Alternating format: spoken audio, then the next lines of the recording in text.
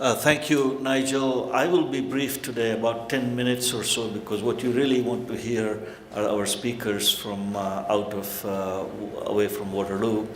But let me just set the stage here and help you understand the essential aspect of this particular issue and debate. Energy is important. Energy is a fundamental enabler of human betterment. Energy is intricately linked to our quality of lives. Energy is a primary factor in how we begin to meet some of the most important issues such as human development goals. So this is the premise, that energy is very central, and how we think about energy and how we make energy accessible to people who have very little is very important. There are essentially, in my mind, two fundamental important challenges for the rest of this century, and that is one related to how do we transition to a clean energy future that meets the goals and challenges of climate change and what climate change poses for us. But as we do that, delivering that clean energy that is affordable and accessible to every global citizen of the world is the other tandem, a parallel important challenge that we want to address. I like to show this picture because it depicts a very important reality of the world we live in. You will have seen this image on the websites. This is a NASA composite image of the world at night. It says something. The areas of darkness and light are a very powerful indicator of those who have no energy. The issue has been summarized, or the point made quite well, by a Swedish demographer, Hans Gosling, who summarizes it this way. He says, 1.5 billion people in the world today have have access to energy equivalents for both a light bulb and a washing machine. The next 4 billion have essentially just the light bulb, and 1.5 billion, or almost a third of humanity, has neither. And so the challenge is, how do we change this equation through scientific and technological innovations to break this picture into something that's better. So I told you that energy is linked to quality of life. This is one way of showing it on this picture. What I'm trying to show on the left-hand side, actually the units match quite nicely. Annual GDP per capita, or income per capita, 100,000 and 10,000 and above, and on the right-hand side, essentially the same. Annual kilowatt hours of electricity access per capita in the order of 100,000 and 10,000. And what it also does show is that when you are in the bottom tier here, life is rather miserable, short, brutish, and nasty, as it's been said. This is where you're looking at energy access and availability of energy levels in the order of almost 10 to 20 kilowatt hours per capita, per person, per year. And these are the same people who live on essentially extreme poverty, very low levels of, so this is your dollar a day per income levels. This is where a large swaths of sub-Saharan Africa, parts of Latin America and Asia. This is where you're at. When you get up to in the order of $2 this is not extreme poverty, but it's still a significant level of poverty. You begin to see some marginal improvements in a key indicator, availability of energy, life expectancy, mortality decreases.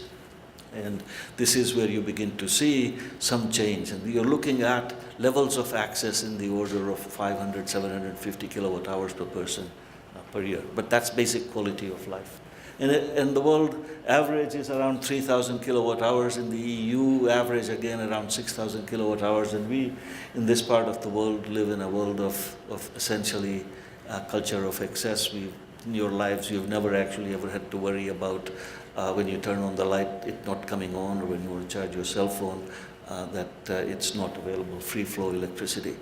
But to recognize that income inequality, energy access, quality of life are kind of intimately linked, and that being able to provide a level of energy access that really breaks the back of extreme poverty is also is central. This is one way of showing to you that idea. I will tell you a story to just make that point that, and this is Dr. Laura Stackley. She is a medical practitioner, a doctor out of Berkeley, went to northern Nigeria to do her degree in Masters in Public Health, and she's an obstetrician gynecologist, and she wanted to observe medical practice in parts of rural Africa to see how they do things and how life. And as she tells this story, so this is not my story, it's Dr. Laura Stackley of We Care Solar is the name of the organization, and she noted that there is an equivalent almost of the world statistics show that 15 odd million women in the world who are pregnant will have some difficulty in childbirth, complicated pregnancy, and so you imagine a woman on a dirt floor somewhere in Africa having difficulty delivering a baby. Few days have gone by, the family somehow gets her to a clinic. When you get to the clinic, this is the light you have available in the maternity ward. And the midwife struggles, tries to figure out that there actually is a real problem here, that there will be a requirement for surgery. And so manages to find a doctor, and this is the operating room. Why? Because the generator is not working, right? And the mortality statistics in this kind of situation really is in the order of 50 to 70% maternal child mortality when you operate in this kind of a situation. So it's not that there isn't a medical clinic, it's not that there isn't a medical doctor, but something as simple as light has become absolutely a matter of life and death. Okay? And so they developed, this is what it was turned into, the operating room, and how so, you might ask. So this points to the question of born out of necessity and innovation. This is all very recent story within the last 5 to 7 years. Development of what is called the solar suitcase that turns that situation into an equivalent of being in an operating room here in Waterloo or Toronto. And what achievement was that? It's called the solar suitcase. So you're really being able to deliver equivalent to 15 watts of energy, 5 watt main LED bulb, 4 2.5 watt LED bulbs. The solar suitcase has solar panels, 2 20 watt solar panels, being able to generate a battery and all the connectors and so on to be able to provide a level of energy that could go on for the whole night through this particular innovation, if you wish. One might say, okay, job great, well done. We now established the link between availability of energy and issues around mortality impacts, health quality, life quality, and so on. But a step that you need to note is that this could be improved further. This particular solar suitcase costs in the order of $1,500. By the time you deliver it and make it operational, it's $2,500. It weighs 16 kilograms. And so on and so forth. The challenge for the innovation community would then be, now, turn this into a solar suitcase that's perhaps not $2,500, but $250, but it weighs 16 kilograms, but weighs 1.6 kilograms. So if you begin to think in terms of what innovation can do, the reducing the weight, improving performance, by orders of magnitude, then you are into being able to scale this up on a level that it doesn't become so expensive. $2,500 is still 5 times the per capita national income of a particular individual in the kind of country where you require this sort of thing. So it's a good first point, if you wish, but begin to think in terms of what design things one can do to change this to something that's even better.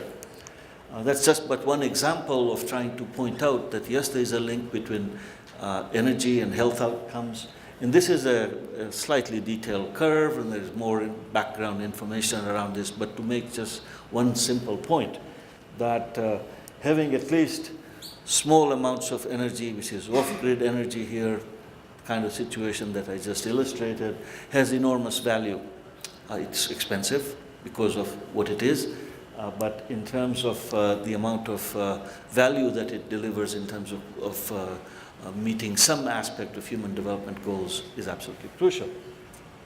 But we can't stop at that. What we really need to begin to get at is the question of higher quanta or quantities of energy at different price points, to be able to allow individuals who live in this sort of circumstances to become more productive with their use of time. So this is called productive use of energy. Then being able to perhaps set up businesses, provide levels and quality of energy services to a community. And so as you move down this curve, there are different tiers, needs, if you wish, in terms of energy, and different place points for different innovations in technology to be able to provide levels of service that bring a larger mass of humanity back into productive economic aspect of work. So we can discuss that further if you want to. But the notion here then is an idea of some sort of an energy access or a ladder of energy access, in that at different price points we need to begin to provide higher levels of energy service to move away from what we call traditional fuels and kerosene, the dirty forms of energy, which are of course higher price per unit, and also come with it higher health issues, to move to next levels of technology developments that begin to provide greater amounts of energy at lower cost. That is really the magic that we need to try and find. So here is just but one illustration, again, to make a point. In terms of the actual amounts of energy that are being dragged by these individuals here up bicycles, or these women carrying bundles of wood on their backs, is fairly reasonably high, 60 odd kilowatt hours of energy on these backs, or larger amounts on these bags of coal. Dirty, miserable forms of energy. What it really does do, without the effective transformation of these energies into useful energy, what first is the time that is lost in terms of times of this individual to use that energy. And to get to smarter forms of energy, this person here has essentially access to the world's knowledge base through this particular smartphone. So there's almost a century's worth of transformative energy technologies that took place to go from here to here. So now we have to begin to say, can we really deliver the levels of energy service to large numbers of people that is not only clean, but it is smart, and it enables to do more with their lives than they have been able to. And so that's the key aspect of this particular picture. So you really have to begin to think in terms of low-cost innovations that are critical pathways for human development goals, to meet human development goals. What we really need to begin to think in terms of design criteria, if you wish. Yes, cost matters, performance matters. You have to have solutions that are scalable, that don't require a huge amount of infrastructure, supporting infrastructure, and so on. So flexible, portable, lightweight, that are resilient, and at an attractive price is begin to see in terms of what are those solutions that we can develop that will change the equation. Okay? And this is but an illustration of a desire of individuals really to try and do, in limited circumstances, the desire to learn is there. And here you can see effectively how these students are using the available light, public light at lampposts available to do their homework.